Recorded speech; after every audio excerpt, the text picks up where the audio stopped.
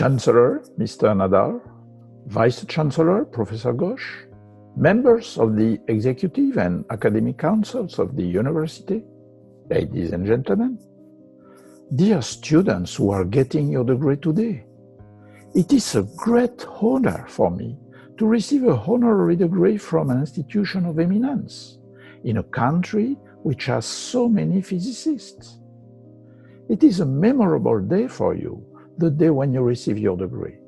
You are very proud of it. You can and should be proud because it was a long-term endeavor.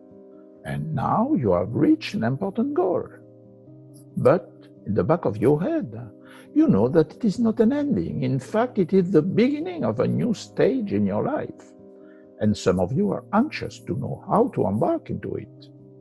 They ask the question, what should be my career plan? I will tell you my answer. The best career plan is to follow your own passion.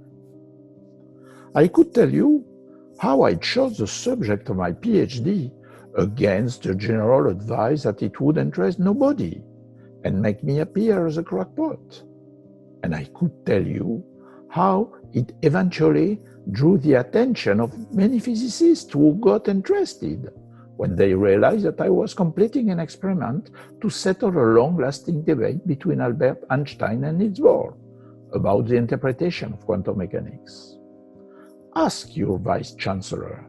She had a similar experience and became famous for her fundamental experiments in quantum optics.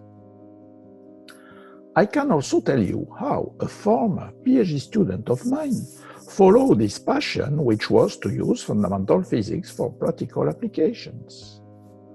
An outstanding student with a degree in optical engineering, he came to me to do a PhD in basic quantum science, but with the ultimate goal to work in an industry that would develop practical application of quantum science.